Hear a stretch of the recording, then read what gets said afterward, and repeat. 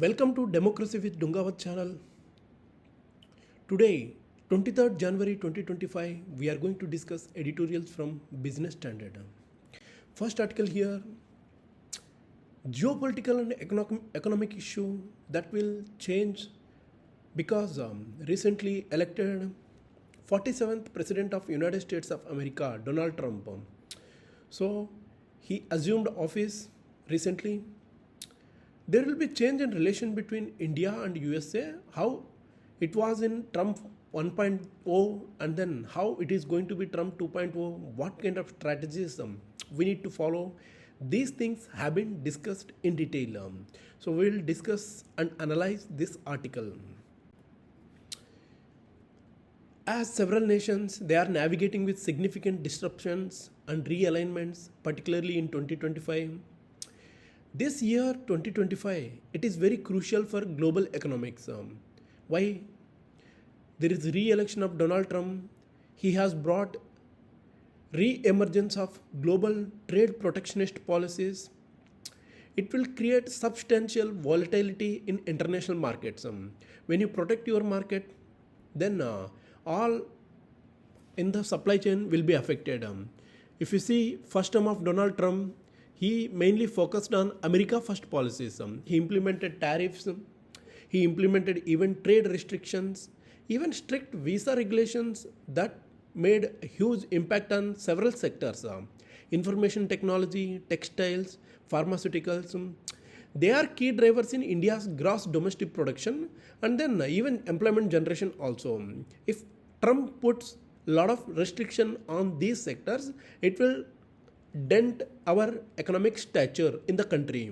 In fact, the prospect of tighter H-1B visa rule, these things will pose a serious challenges to the IT industry because United States of America and their market almost 60% of the revenue is generated from IT industry.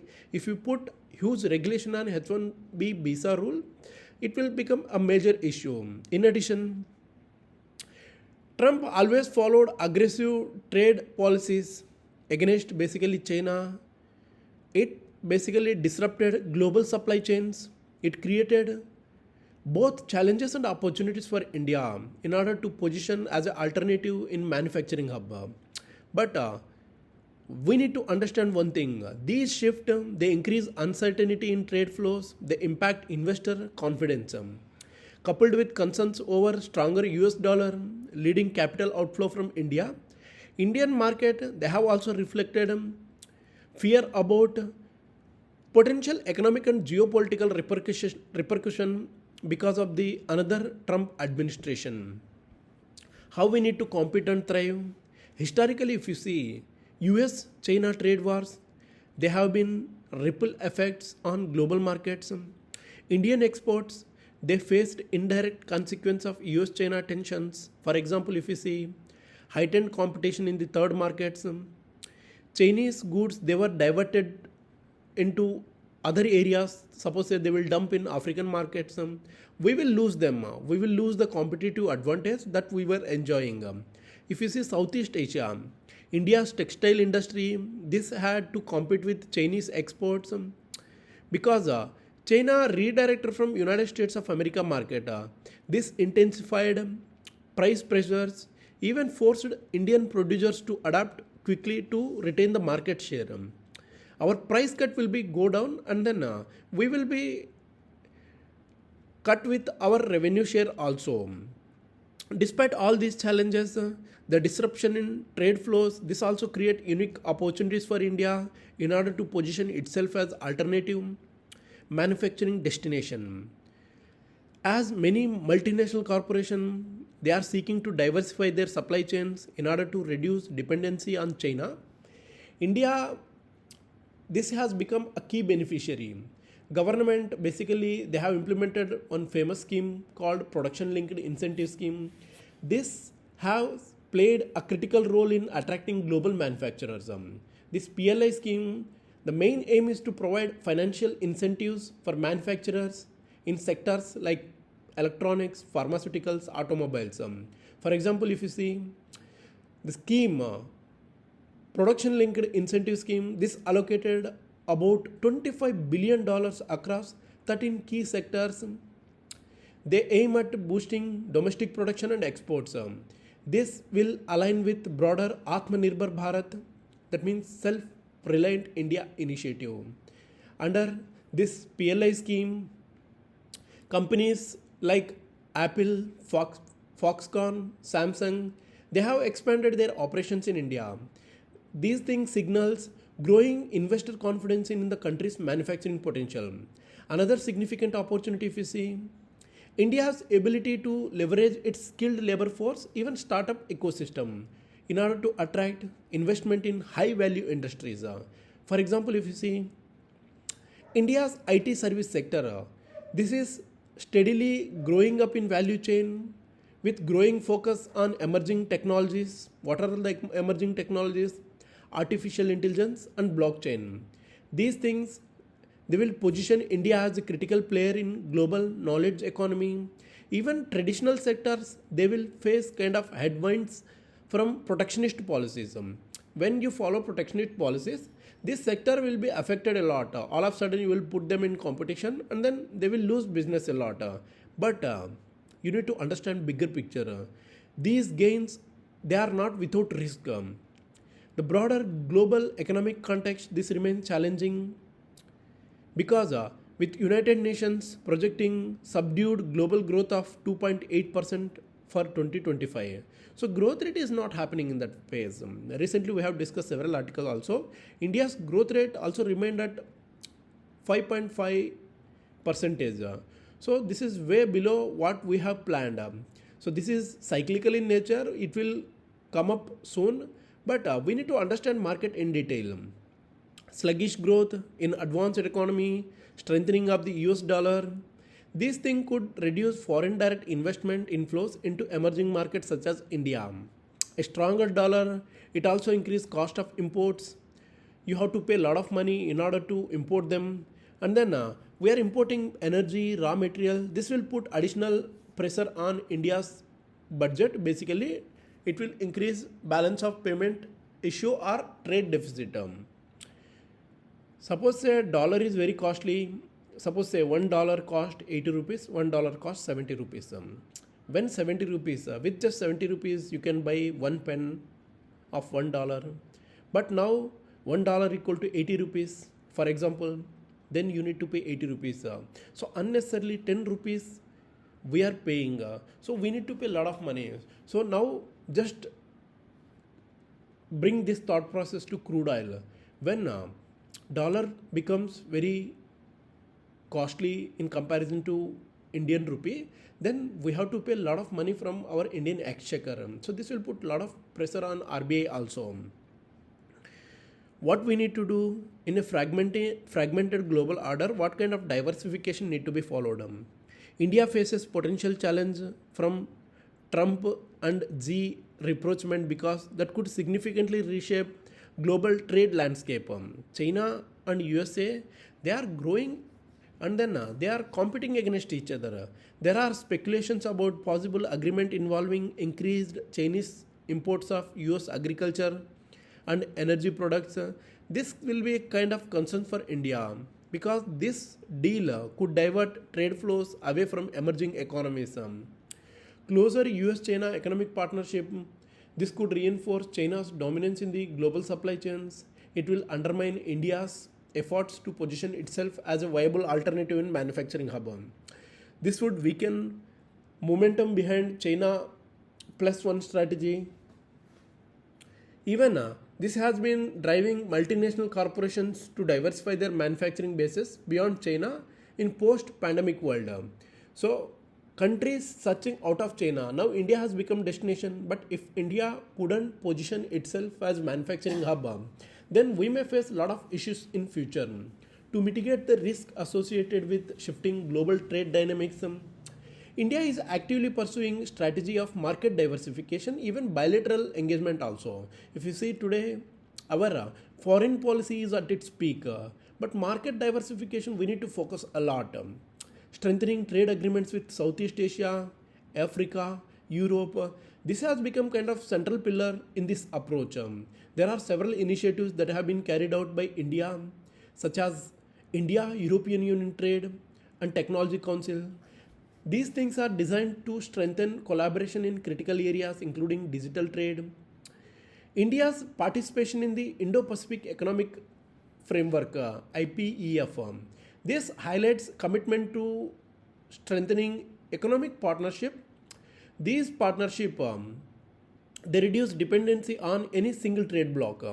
So if you have such a kind of Indo-Pacific economic framework, then you can engage with any country. By engaging with key economies in the Indo-Pacific, India will aim to secure its strategic interest. It also enhance its role in global trade.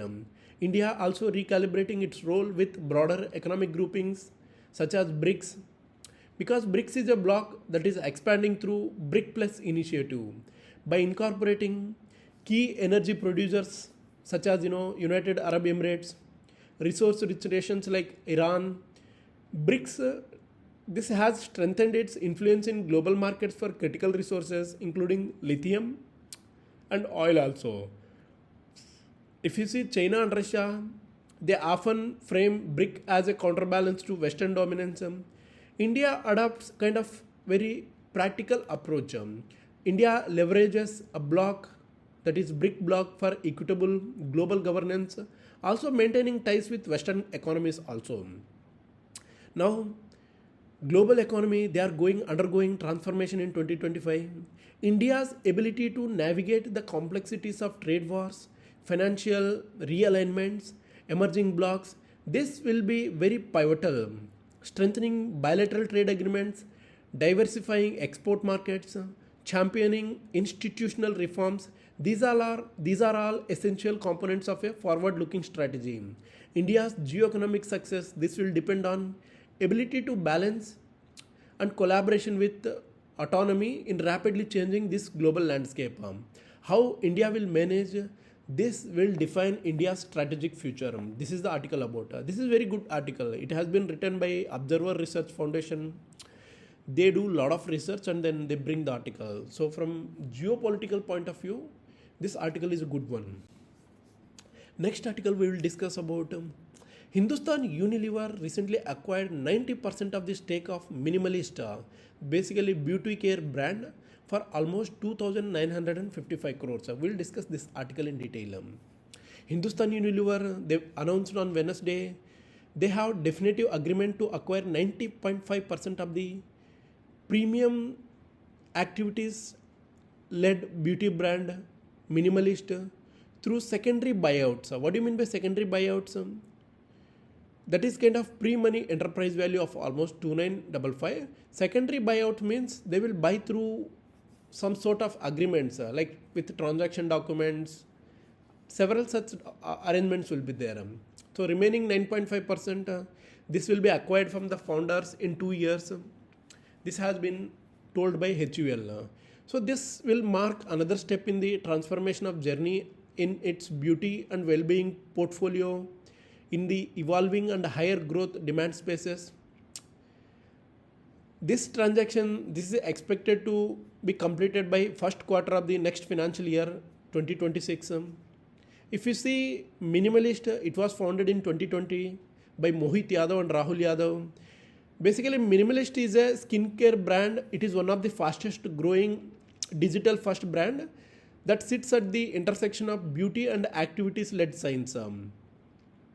This business, if you see Minimalist, they have annual revenue rate of almost 500 crore in span of 4 years. This acquisition, this will be a part of beauty and well-being division of the consumer goods major. The division is led by Harman Dhillon. He is the executive director.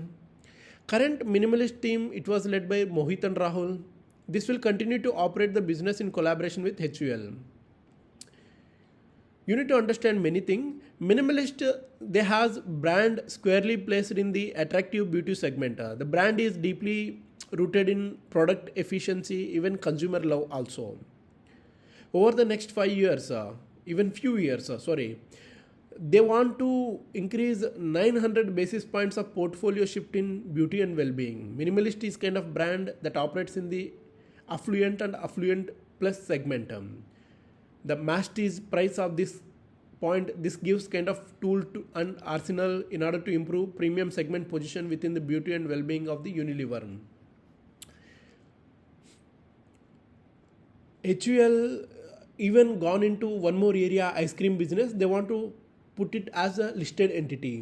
Board of directors of Hindustan Unilever, they approved demerger of ice cream business Quality Walls, basically KWIL, in independent listed entity.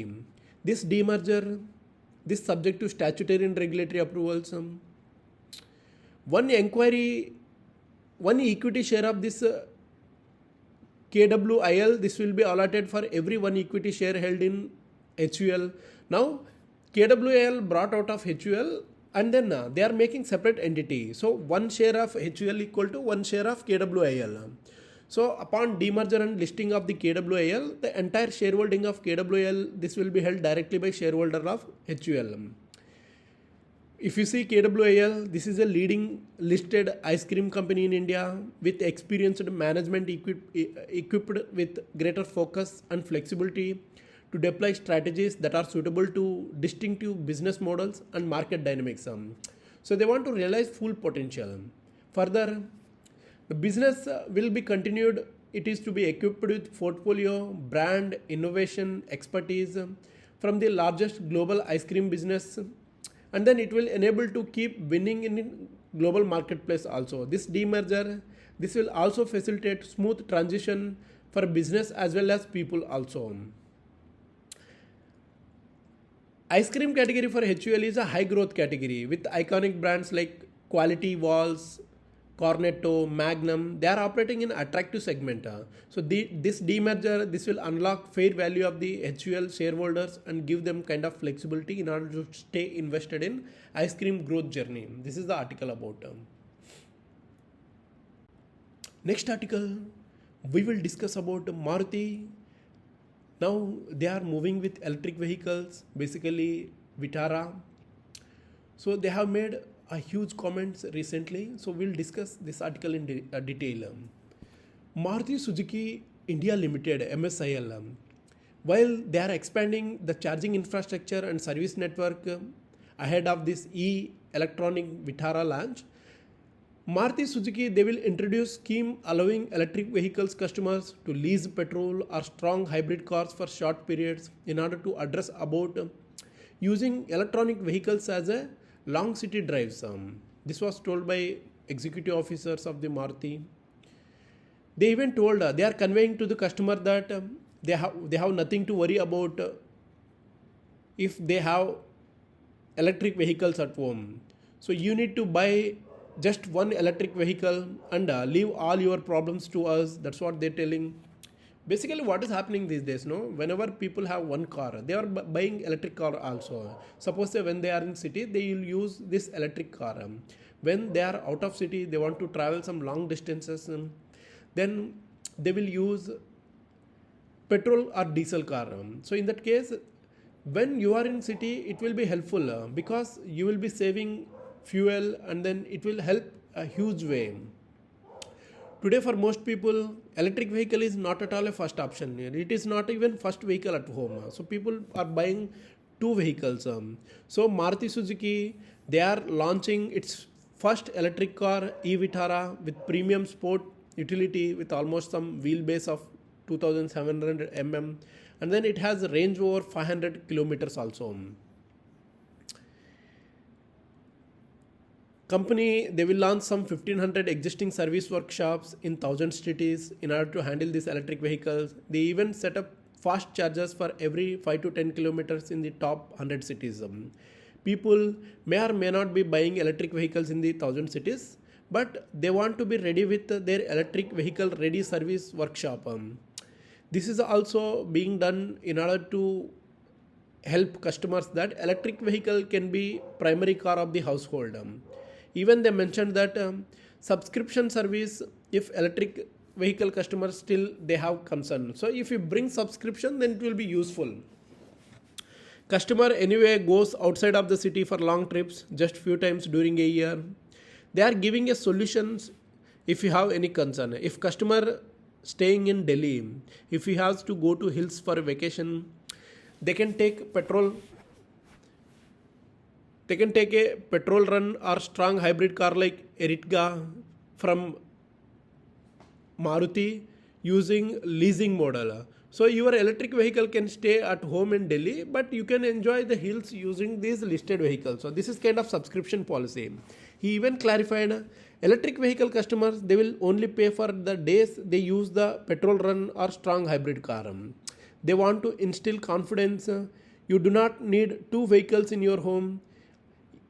This electric vehicle itself is enough. That's what they are telling. Maruti Suzuki, they have currently subscription services. It allows customers to lease petrol run or strong hybrid vehicles on flexible long-term basis without ownership commitments. For the new leasing service, company will utilize vehicle bank. It's developed for the current subscription services. More than 10,000 units are already deployed under the current subscription service. For its electric vehicle customers, company will launch E for Me, that is electric for me. This is kind of application. This will provide information about available chargers. It will allow customers to make payments directly through the app. Company also plans to assist electronic vehicle customers with installation of home chargers. This will have capacity of 7.2 kilowatt hour. By the Vitara's launch, e-Vitara, Maruti, they will have public charging infrastructure ready in the top 100 cities. Electric vehicle ready service workshop in almost 1000 cities also. The top 100 cities, they almost comprise 97% of the current electronic vehicle industry. In these 100 cities, they will have electric vehicle charger for every 5 to 10 kilometer. They want to work out placement of these chargers. These chargers will not be limited to dealership. That's what they are telling. Electric vehicle ready service workshop, they have mapped with areas within 250 kilometer radius of like spots where they see most of the vehicles of the Maruti. They are even ensuring that 1500 service workshop in 1000 cities, they are electric vehicle ready. These workshop will also have charging facilities for emergency uses also. Let's see this electric vehicle, how long it may take time, but slowly the change is happening. Many are being focused into electric vehicle. When you pay huge amount of money for petrol, you may not get that advantage. But when you use the electric vehicle, one side it reduces environmental pollution, other side it will benefit a lot also. So that's all for today. We discussed 3 articles. First article is about India, USA, geo-economic playbook, how India needs to future and calibrate its strategies. Second article we discussed about Hindustan Unilever. They acquired a minimalist skincare brand, beauty brand. Basically it caters premium segment of the country. And then Hindustan Unilever, they are demerging their KWIL, one ice cream company, in order to put it under best business prospect. Third article we discussed about Maruti launch of electronic vehicles, e-Vitara. So they have discussed several things about subscription model, and then they want to make electric vehicles as a first option in everyone's home. So that's all for today. Thank you very much for discussion.